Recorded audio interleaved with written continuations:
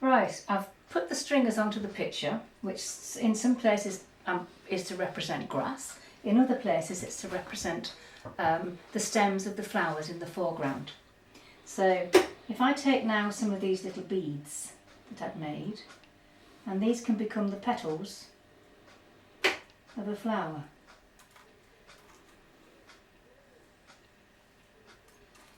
Put a darker one in the middle just to give it a bit of a change, and some more around the edges.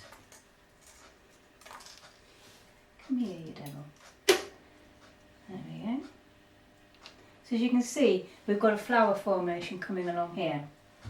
The other thing we can use, I buy these beautiful they're called Marini, from a lovely lady called Tabitha Burrell, and she makes all of these little objects, and as you can see, it's like a little flower in its own right.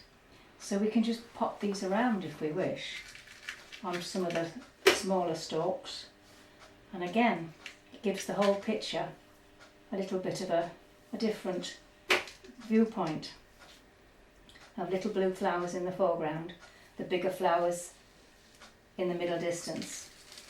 And then if I want to put the meadow going backwards into the distance, I can use some medium frit and just with my fingers scatter it about. So they could be poppies at the distance. Similarly, maybe some blue flowers in the distance.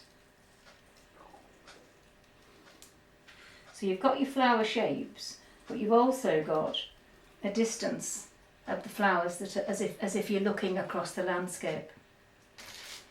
Now I showed you that this big stuff here. Now this is too big for this picture, so I would use its smaller sister. Same stuff, just ground up a bit more. And I would put down here a sort of foreground.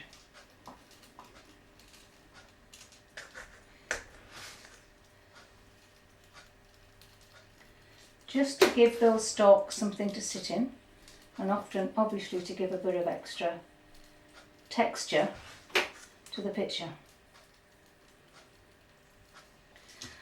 It also comes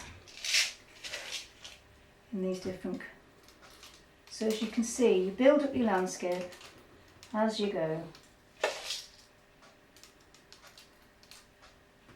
Now you may want to put a tree in the background. Now what we can do there is we take a paintbrush and we can paint through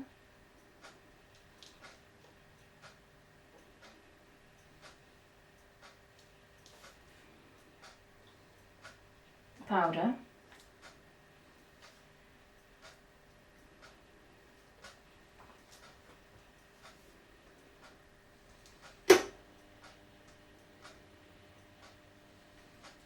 Going back to the plain glass.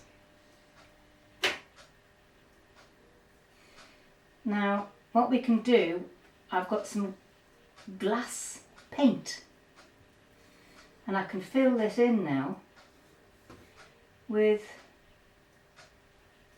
a brown glass paint, which I haven't got on my desk at the moment, but perhaps my lovely assistant would pass it to me on that shelf over there. Small shelf. That's the stuff. Thank you. So this comes in a bottle, and you give it a good shake. And as I say, this is glass powder that's suspended. And now we can actually paint in a tree.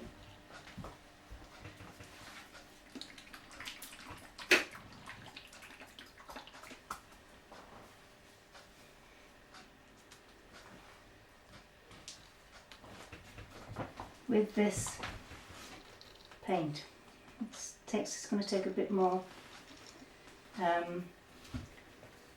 shaking, but you get the idea. We can then take some green bits and put the leaves on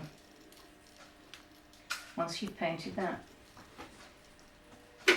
So as you can see, you can build up with all of these different materials until you get the desired effect. Now, I'd probably take a black one, and in here I'd put a couple of birds